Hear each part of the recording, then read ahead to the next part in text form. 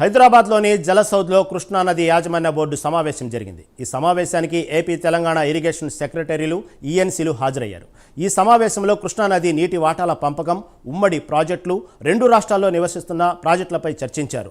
AP, Telangana మధ్య నీటి వాటా, బోర్డు నిర్వహణపై భేటీలో చర్చించారు. టెలిమెట్రిక్ స్టేషన్ల ఏర్పాటుపై ఇరు రాష్ట్రాల అభ్యంతరాల అంశం సమావేశంలో చర్చకు వచ్చింది.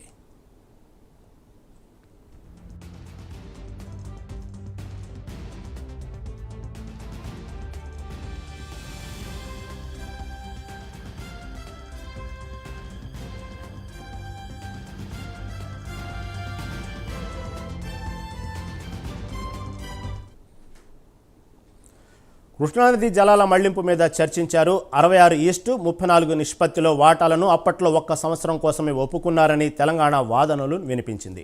79:21 నిష్పత్తిలో వాటాలను కేటాయించాలనేది తమ హక్కు అని తెలంగాణ బోర్డు దృష్టికి తీసుకువచ్చింది. అప్పటి వరకు నదీ జలాల వాటాలను 50-50 చొప్పున ఇవ్వాలని తెలంగాణ కోరింది. తెలంగాణ నదీ జలాల వాటా పెంచేందుకు చైర్మన్ ఒప్పుకున్నారని రాహుల్ బొజ్జా వివరించారు. అవుట్ బేసిస్ మళ్లింపు ఎంత మేర వెళ్తున్నాయో తెలియాల్సి ఉందని రాహుల్ బొజ్జా తెలిపారు. 11 ప్రాంతాల్లో టెలిమెట్రిక్ స్టేషన్లు ఏర్పాటు చేయాలని తెలంగాణ కోరింది. నదీ జలాల వాటాలకు సంబంధించి చైర్మన్, 3 సభ్యుల కమిటీ నిర్ణయం తీసుకుంటుంది.